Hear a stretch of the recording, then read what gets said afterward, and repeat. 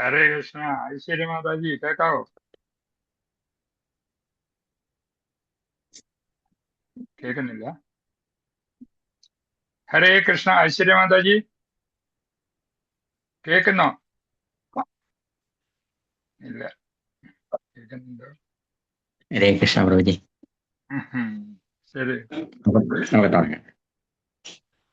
ജയ രാധ മാധവ കുഞ്ച ബിഹാരി, ജയ രാധ മാധവ കുഞ്ച ബിഹാരി, ജയ ഗോപിജന വല്ലഭ ഗിരിവരധാരി, ജയ രാധ മാധവ കുഞ്ച ബിഹാരി, ജയ ഗോപിജന വല്ലഭ ഗിരിവരധാരി, യശോദനന്ദന ഭജ ജന രഞ്ജന, യശോദനന്ദന ഭജ ജന രഞ്ജന, യമുന തീരാവനചാരി, യമുന തീരാവനചാരി,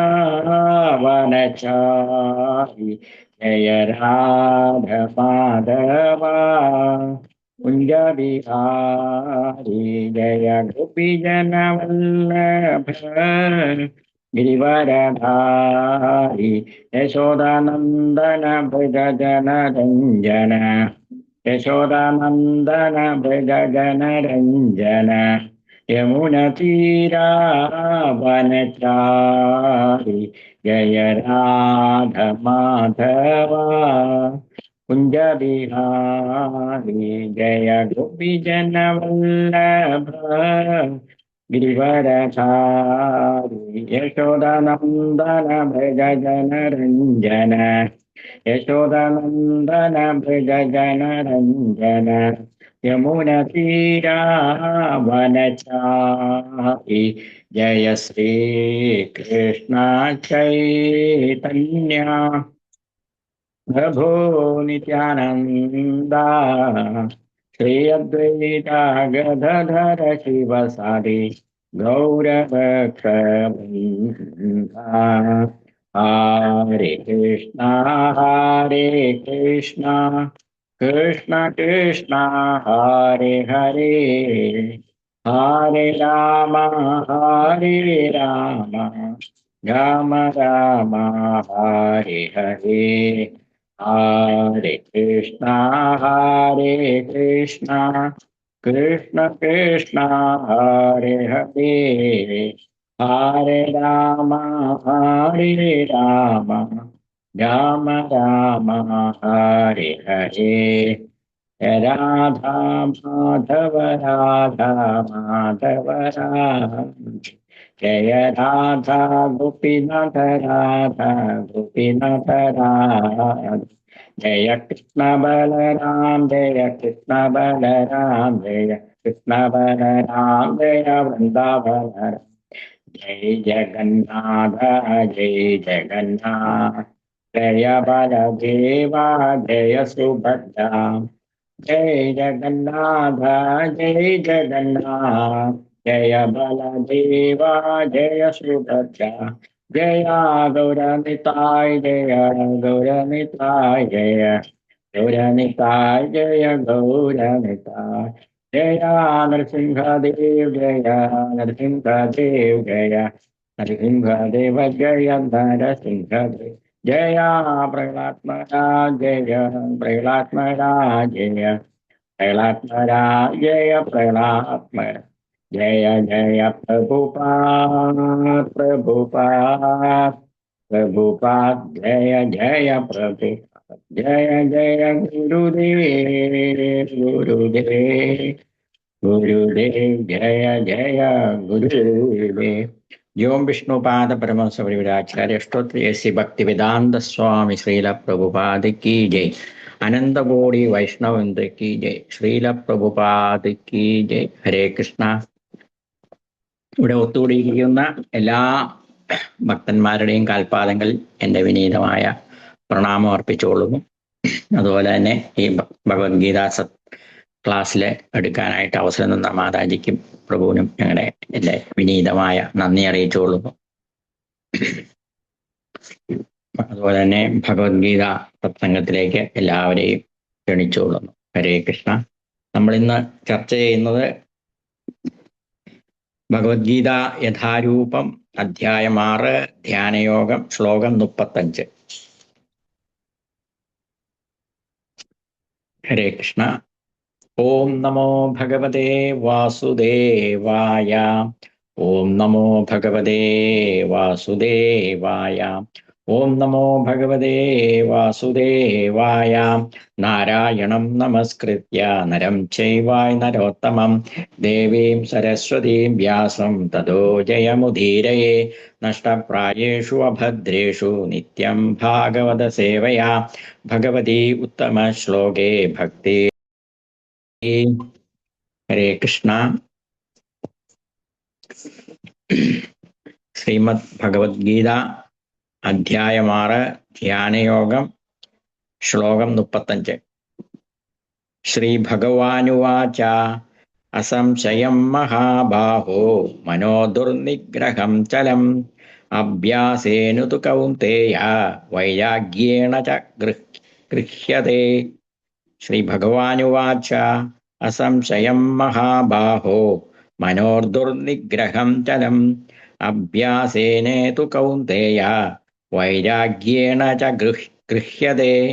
ശ്രീ ഭഗവാനുവാച അസംശയം മഹാബാഹോ മനോർദുർനിഗ്രഹം ചലം അഭ്യാസേന തു കൗന്തേയ വൈരാഗ്യേണ ച ഗൃഹ്യതേ. ഹരേ കൃഷ്ണ. ശ്ലോകം ആരെങ്കിലും വായിക്കുന്നുണ്ടോ? ഹരേ കൃഷ്ണ. ഹരേ കൃഷ്ണ. വാക്കർത്ഥം. ശ്രീ ഭഗവാനുവാച, ശ്രീ ഭഗവാൻ പറഞ്ഞു, മഹാബാഹോ, ഹേ മഹാബാഹോ, മനഃ മനസ്സ്, ദുർനിഗ്രഹം ദുർനിഗ്രഹവും ചലം ചലവുമാകുന്നു. അസംശയം സംശയമില്ല. ഈ എന്നാൽ കൗന്ദേയ, ഹേ കൗന്ദേയ, അഭ്യാസേന അഭ്യാസം കൊണ്ടും വൈരാഗ്യേണ ച വൈരാഗ്യം കൊണ്ടും ഗൃഹ്യതയെ ജയിക്കപ്പെടുന്നു. ഹരേ കൃഷ്ണ. വിവർത്തനം വേദാന്ത സ്വാമി ശ്രീല പ്രഭുപാദയ്ക്ക് ജയ്. ശ്രീ ഭഗവാൻ പറഞ്ഞു, മഹാബാഹുവായ കുന്തിപുത്ര, അസ്ഥിരമായ മനസ്സിനെ അടക്കുക എന്നത് തീർച്ചയായും ദുഷ്കരമാണ്. എന്നാൽ യുക്തമായ പരിശീലനം കൊണ്ടും നിസ്സംഗത കൊണ്ടും അത് സാധിക്കാവുന്നതാണ്. ഹരേ കൃഷ്ണ.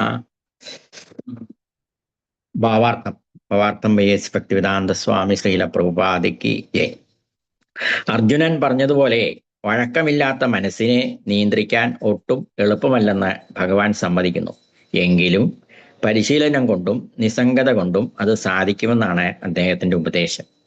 എന്താണ് ഈ പരിശീലനം? പുണ്യ സ്ഥലങ്ങളിൽ പോയിരിക്കൽ, പരമാത്മാവിൽ മനസ്സുറപ്പിക്കൽ, ഇന്ദ്രിയ മനസ്സുകളുടെ നിയന്ത്രണം, ബ്രഹ്മചര്യവ്രതം, ഏകാന്തവാസം എന്നീ കർശന നിബന്ധനകൾ പാലിക്കാൻ ഇക്കാലത്ത് ആർക്കും കഴിയുകയില്ല. എന്നാൽ കൃഷ്ണാവബോധം ഉൾക്കൊള്ളുന്നതുകൊണ്ട് മാത്രം ഒരാൾക്ക് 9 വിധം ഭഗവത് സേവനങ്ങളിൽ ഏർപ്പെടാവുന്നതാണ്. അതിൽ ആദ്യത്തേതും പ്രമുഖവുമായ ഭഗവത് സേവനം കൃഷ്ണകഥാ ശ്രവണം തന്നെ. മനസ്സിലെ സംശയങ്ങളെല്ലാം തുടച്ചു മാറ്റാൻ വേണ്ടുന്ന ദിവ്യത്വവും ശക്തിയുമുണ്ടതിന്. കൃഷ്ണനെ പറ്റി എത്ര കണ്ട് കേൾക്കുന്നുവോ അത്ര കണ്ട് വിജ്ഞാനം ഉണ്ടാക്കുന്നതാണ്.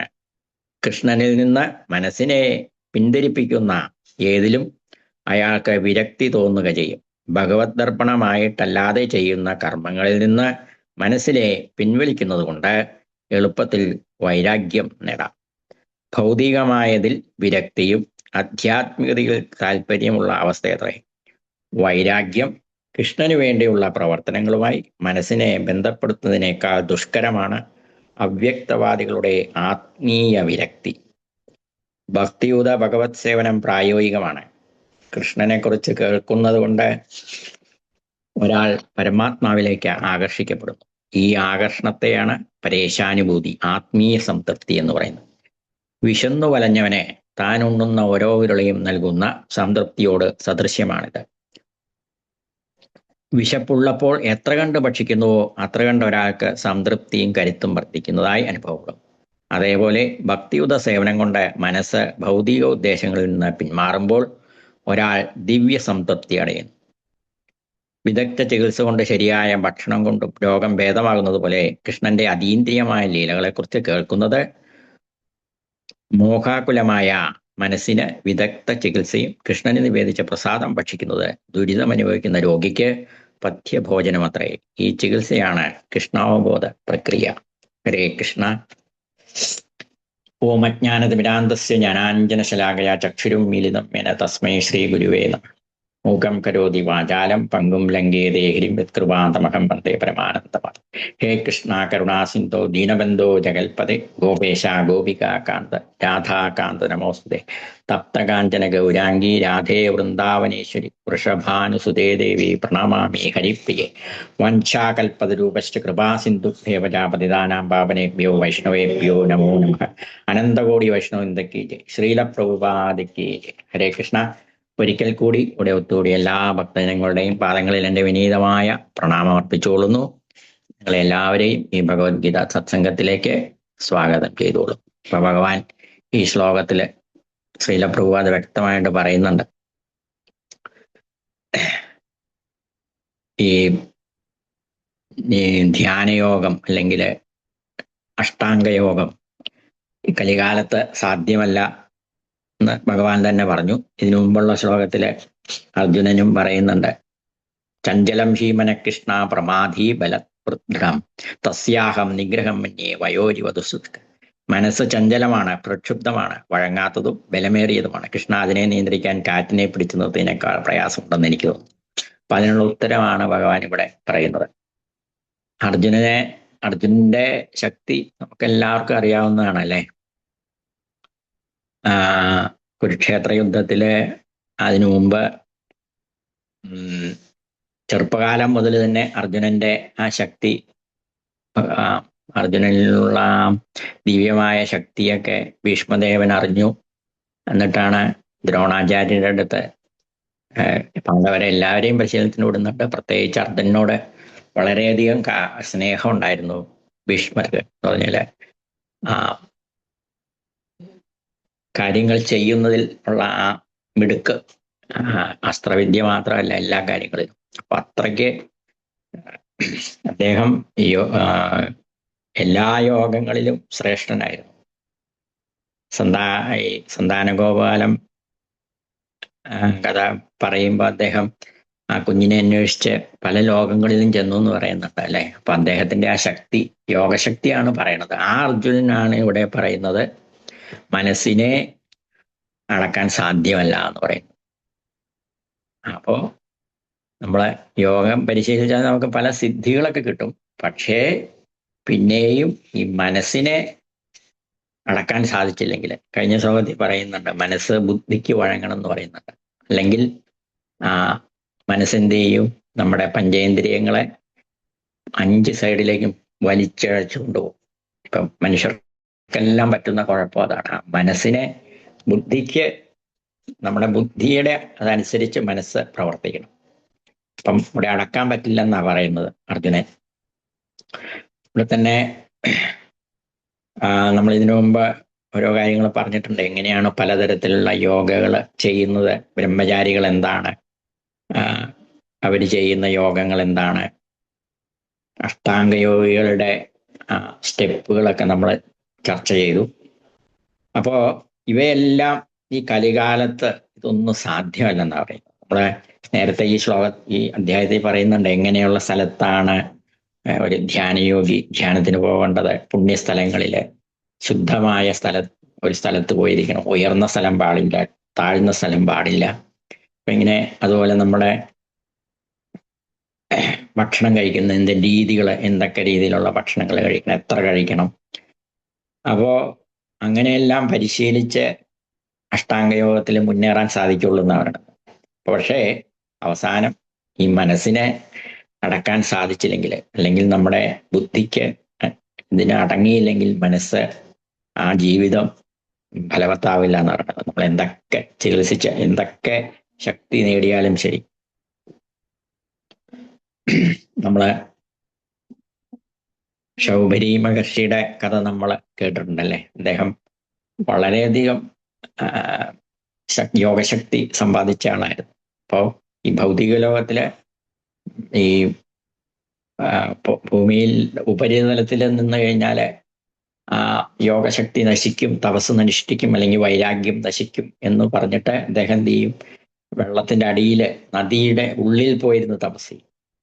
അവിടെ എന്ത് പറ്റും, മത്സ്യങ്ങൾ തമ്മിലുള്ള മൈഥുനം കണ്ടിട്ട് അദ്ദേഹത്തിന് പെട്ടെന്ന് ചിന്ത മാറിപ്പോവുക ചെയ്യണത്. അദ്ദേഹം ദാമ്പത്തിക ജീവിതത്തിലേക്ക് വരണമെന്ന് ആഗ്രഹിച്ച്, ആ കഥ നമുക്കറിയാവുന്നതാണ്. രാജാവിൻ്റെ അടുത്ത് വരുന്നു. അവിടെയുള്ള അപ്പോൾ അദ്ദേഹത്തിൻ്റെ വെള്ളത്തിൻ്റെ അടിയിൽ വർഷങ്ങളായിട്ട് താമസിച്ചത് കൊണ്ട് അദ്ദേഹത്തിന്റെ ശരീരം എങ്ങനെയുള്ളതായിരിക്കും നമുക്കറിയാവുന്നതാണ്. ജടമുടികളും പായലും അഴുക്കും എല്ലാം പിടിച്ചിട്ട്. അപ്പോൾ രാജാവിന് ധാരാളം കന്യകകളുണ്ട്.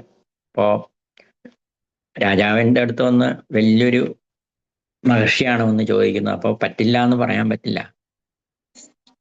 അപ്പോ ഓക്കെ, നിങ്ങള് എൻ്റെ കുട്ടികൾക്ക്, പുത്രിമാർക്ക് നിങ്ങളെ ഇഷ്ടമാണെങ്കിൽ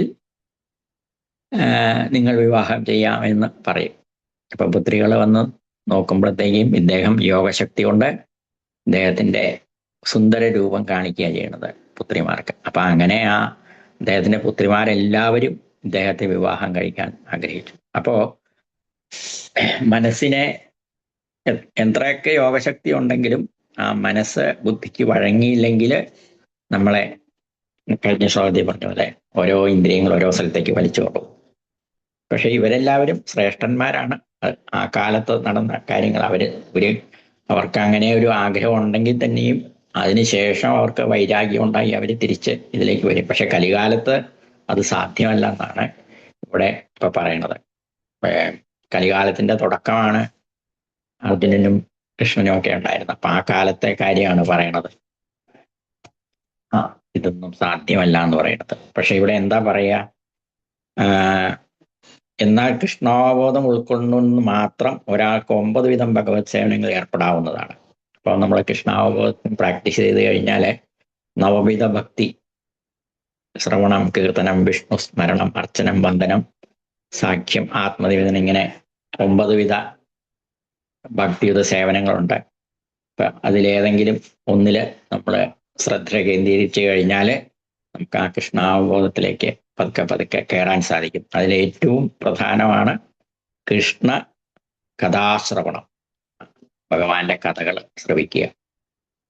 ഇപ്പം ശ്രീമദ് ഭാഗവതത്തിൽ പല സ്ഥലത്തും പറയുന്നുണ്ട്, ശ്രീമദ് ഭാഗവതം നമ്മൾക്ക് നിത്യം ഭാഗവത സേവയാ, എന്നും ഭാഗവതം ശ്രവിക്കണം. പക്ഷേ ആരിൽ നിന്നാണ് ശ്രവിക്കണമെന്ന് ശ്രീലപ്രഭുപാദ് പല ശ്ലോകങ്ങളിലും റിപ്പീറ്റ് ചെയ്ത് പറയുന്നുണ്ട്. ശ്രേഷ്ഠനായ ഒരു ഭക്തനിൽ നിന്ന് വേണം, ശുദ്ധമായ ഭക്തനിൽ നിന്ന് വേണം നമ്മളത് കേൾക്കാനായിട്ട്. കേട്ടാൽ മാത്രമേ അതിൻ്റെ ശരിയായ ലക്ഷ്യം നമുക്ക് മനസ്സിലാക്കാൻ സാധിക്കും. ഈ ഭഗവത്ഗീതയുടെ കാര്യം തന്നെ ഈ അവതാരികയിൽ പറയുന്നുണ്ട്.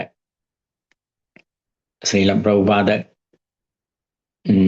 ഭഗവത്ഗീത എഴുതാൻ കാരണം തന്നെ അന്ന് 700-ൽ പരം തലത്തില് വിവർത്തനം ചെയ്ത ഭഗവത്ഗീതകളുണ്ട്. പക്ഷെ അവയെല്ലാത്തിലും എന്താ സംഭവിക്കുന്നത് വെച്ചാൽ ഭഗവാൻ ശ്രീകൃഷ്ണ ഭഗവാൻ അർജുനന് എന്തു പറഞ്ഞു കൊടുക്കും അതൊന്നും എവിടും കാണുന്നില്ല. ആ തത്വങ്ങൾ പറഞ്ഞിട്ട് ഓരോരുത്തരുടെ